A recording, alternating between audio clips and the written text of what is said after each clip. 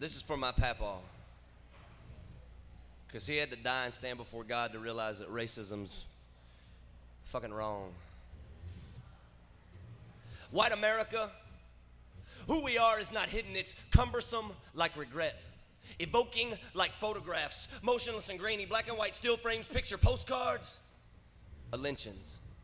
Sound in the blood, smell of fire, fingerprints burned off bodies, hung from trees, nailed to poles, lynched like animals. Hatred, it's as silent as the fangs that bring it form to a stone. This is American truth, timeless, inescapable. Justice, don't need guilt. Running down a trip brick alley, pissing himself like a scared dog, Froggy James was beaten, stabbed, hung and shot, had half his burned head stuck on a stake in an Illinois city park. How many ways we gotta kill a man before we take his dignity?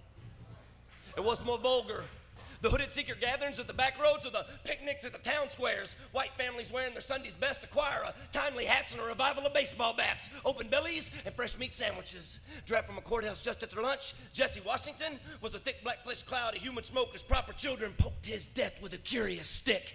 So here it is, Laura Nielsen, hanging from a bridge next to her 15-year-old son. See, they accused that woman of stealing, so they raped her.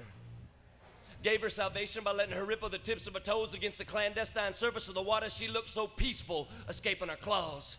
Here it is, Mary Turner, hung upside down at 8 months pregnant, split on the gut. Here it is, like an umbilical cord dangling and unwinding backbeat, but Mary's child made no sound, crushed under the heel of a boot. It knew not a begging, only the blistered voices tattered with hate, sing with the lushness of a bled-out bruise. In the Georgia backwoods, sweating with the salvation hymnals. You can almost hear those ghosts singing the chariots. They ain't so damn sweet when you meet them running. Dirt roads, they gotta be cold places to die. So here it is, these photographs, picture postcards of lynching, sounding like America, sounding like gurgles of death, a perverse call of freedom shot through the mouth of Memphis, where dreams deferred as the blood we wipe on our shirt and carry as pilgrim to a new distortion, sounding like gurgles of death, but the blood on our street, that's the coldness of our memory.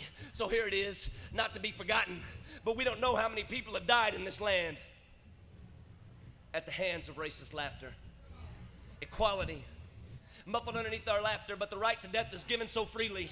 From the 1840s Negro men who were force-fed coke, his backs broke from long hours and no pay on the banks of the mighty Mississippi, to the way crack crumbles to stardust under the weight of handgun freedom. 150 blind-eyed years, white folks silent, running from this torture, not much changing. 2 out of 3 juveniles sentenced to death in this land are American children of color. Not much changing.